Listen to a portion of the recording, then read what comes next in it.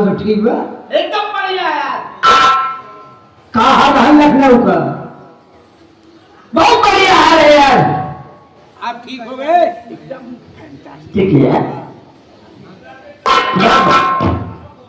Hello, घर का समाचार कैसे है? बहुत बढ़िया बा। सब लोग बढ़िया से हैं? भाभी एक लोग की टहल रही नहीं। कहूँ हुआ जाए हमका कहूँ जाए तो सकता नहीं है। टीवी खरीद दी, क्या डीवीडी खरीद दी, हमका भक्ति गाना ही सुना कर कहूँ जा जी। मंदिर बनवा दिया, आओ लक्ष्मी का मंदिर, लक्ष्मी जी का। चले यार, कम से कम एक नेक काम तो तुमने किया। आओ चलो पहले दर्शन करो।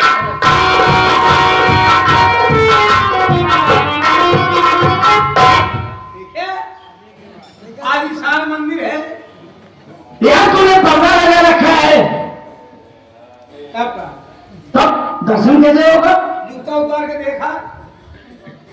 जूता उतारने की करके देख पाएंगे? आज तो हाथों में नहीं रहा, कहूँ जाना जी हाथों में ले लिया। हर काम तो वैसे मारा। चल पहले चलते हैं, देखते हैं।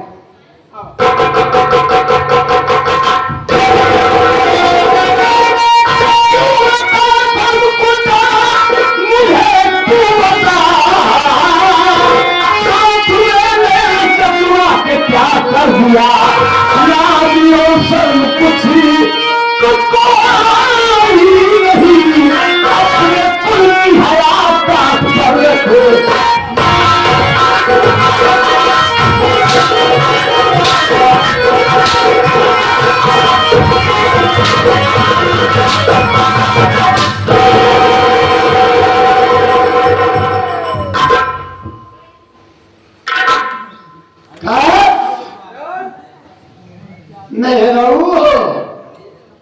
तोहार माटी दया भगवती गारू भाई साहू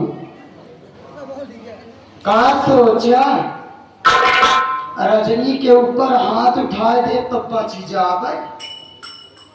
तोर माटी दया भगवती गारू आज हमारे ऊपर हाथ उठा के अच्छा नहीं करे, आज जान से ज्यादा देगा।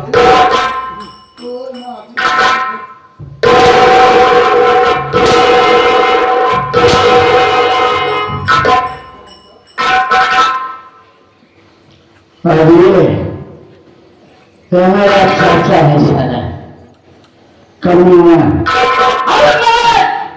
तेरी सूरत में अपने बाप को देखता था और तू साले इतना कमीना घटिया नीच। तेरी हरकत समय पहले ही कुछ को शक करने लगा था, लेकिन आज जो कुछ देखा वो मेरा शक पूरा यकीन में बदला और सही। अब तो तूने मेरे साथ जो कुछ किया वो अच्छा किया, लेकिन बाप तू क्या चाहता? क्या चाहता हो? अब चाहता हूं तेरी मौत। आप तेरी बात मेरे हक से हो। देखो मेरे राजा, मैं इस मनोहोश की शक्ल नहीं देखना चाहती। जितना जल्दी हो सके इस कमीनों को गोली मारो और इसको भगवानवापुर भेज दो। चिंता क्यों करती हो? असल मरने की पहले एक बात बता देना चाहता हूं। कौन सी बात? बता देना ये चाहता हूं कि तेरी मां और तेरा बाप अपनी मौत से नहीं मरे, उसे मारने वाला दोनों को मैं। क्या समझा? मैं समझ गया कि मेरे माँ बाप को मारने वाला कोई गैर नहीं तू। मैं आप सुनेगा क्या? तेरी बहन इतना भी दुनिया में नहीं रही। क्या? हाँ, वो भी मर गई बेचारी, और उसे भी मारने वाला कोई दूसरा नहीं, उसे भी मैंने मारा है। क्यों? क्यों मारा? हमको और इसको एक दूसरे से प्यार करते हुए देखा और उसने कहा दोनों के चरित्र को जा करके अपने भाइयों से बताओ। उसे भी जान से मार दिया और सुनेगा सुनेगा। हाँ तेरे भतीजे को रानी के बेटा पैदा हुआ था तो उसे भी मैंने मार दिया। मैं तो चाहता था कि सारे परिवार को खत्म कर दूं, लेकिन तू ही अब बचा। हम तुझे भी जान से मार देंगे, रहेंगे हम और ये। तो एक बात राम भिखारी मेरी भी सुन ले। वो कौन सी बात? मैं कोई नपुंसक या हिजड़ा नहीं था बे। मैं तो ये बहाना बनाया था। मैं जब तुझे एक बार इससे बात करते हुए देखा था ना, तभी मेरे दिलो दिमाग में हलचल सी पैदा हुई कि मेरे माँ बाप इतने नेक इंसान थे। हम गरीब मुखलिस लाचार की मदद किया करते थे। कोई भी फरियादी उनके पास आता था तो कभी खाली हाथ नहीं जाता था। जब मेरे माँ बाप की किसी से दुश्मनी नहीं थी तो मेरे माँ बाप को मार कौन सकता है। मैं इसी सच्चाई तलाशने लगा। आदमी बगल गांव अड़ोस पड़ोस ननद रिश्तेदार सबने पता किया कि मेरी माँ और मेरे बाबू की भी शायद कोई कमी नहीं हो। जब पूरी जानकारी करने के बाद मुझे कोई सबूत नहीं मिला तो मैं अपने घर और आजू बाजू इर्द गिर्द तलाश करने लगा। ये तो मेरा भावना था कि मेरे अंदर मर्दाना कमजोरी है। मैं पहले भी नामर्द नहीं था और अब भी नामर्द नहीं हूं। और बता देता हूँ राम जी रानी, वो क्या? मुझे जान से मार दे। अगर काश मैं बच गया तो तुम दोनों के साथ क्या करूंगा ये मैं खुद ही नहीं जानता। ऐसी उम्मीद क्यों करता है? तेरी मौत तो होना जरूरी है। मौत तो रानी सबकी होनी है, किसी की आज किसी की कल तो किसी की परसों। तो ठीक है, वक्त भी है मेरे पास। इसी वक्त हम तुझे मार देते। मार दे। देखता हूं बचाने वाला कोई नहीं आएगा तुझे।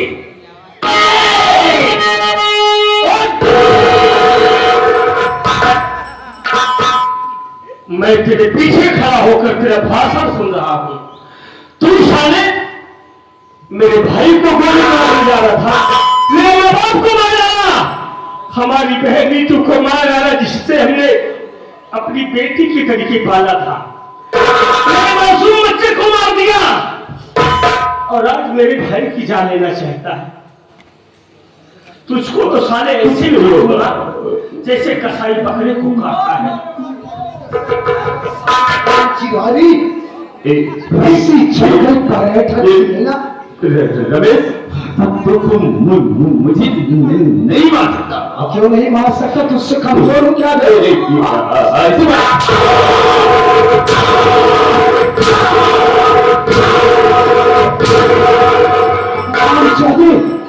तू हमारे भगवान को मारना चाहता है?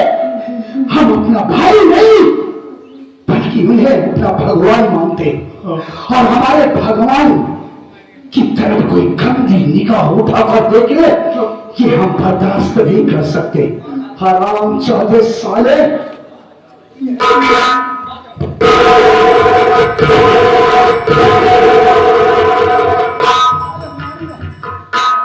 साले इस कुतिया के साथ साले मिलकर के पूरे परिवार को बर्बाद कर दिया। साले उस दिन में मैंने तुझसे कहा था कि बहू एक बेटी के समान होगी। साले तेरे इस कार्टून को देखकर इस गांव के न जाने कितने बुढ़े खराब हो जाएंगे।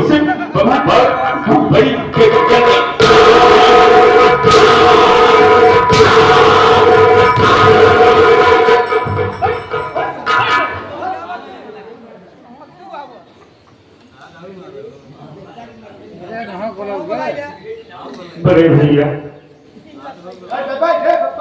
भैया हमने उसने आपसे कहा कि भाभी की चल चल ठीक नहीं है, ये मेरे पर झूठा इल्जाम लगा रही है, लेकिन आपने हमारी बात को नहीं माना था।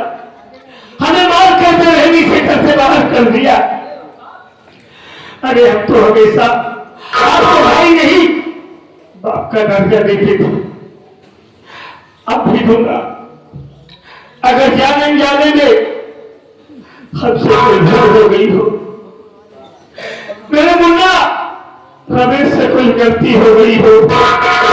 अरे हम दोनों तो आपके भाई नहीं, आपके बच्चे हैं भाई। हम दोनों भाइयों की गलती को माफ कर दो भैया।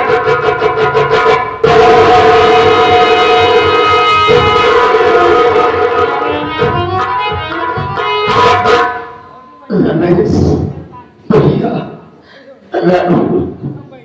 अरे जो आज कभी तुम दोनों के ऊपर आशीर्वाद के लिए उठा करते थे, तुम दोनों को जानवरों की तरह मारा।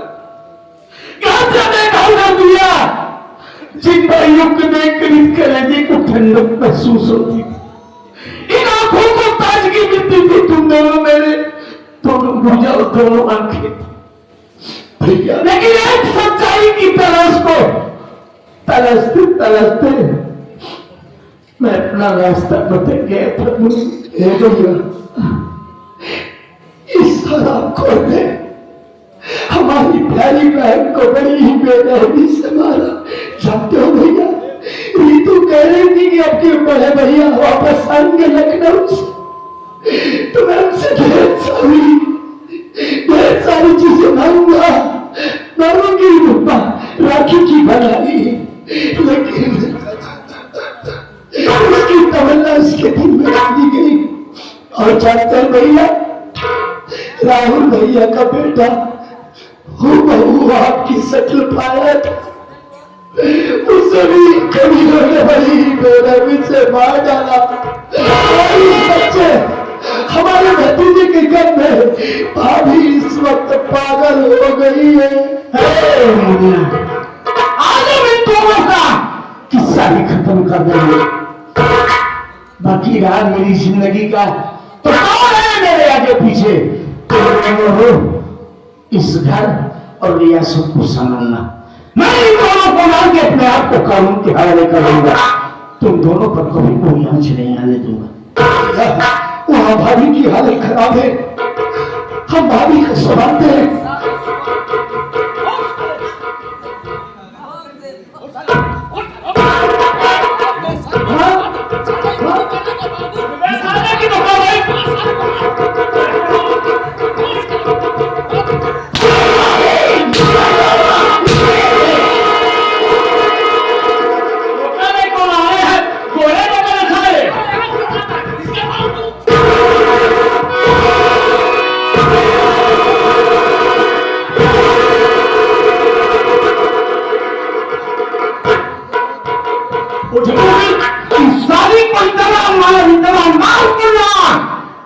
तेरी नाम से ये तड़प तड़प के मर जाए। नौ फूल लगाई साले जगह का तो है हम चप्पल ही चप्पल मारा बाबा। उठ जल्दी, उठ उठ जल्दी, उठ नहीं बहुत ही अच्छी लोग तुम सिया भैया अच्छा पेमेंट से कुछ है तो हमका लपेटे चाहत रहे थे एक और बचे तो हमका लपेटे चाहते तो इतने लुटे गए हैं हम। आज भैया है, भैया सामने तो इज्जत लुटे चुप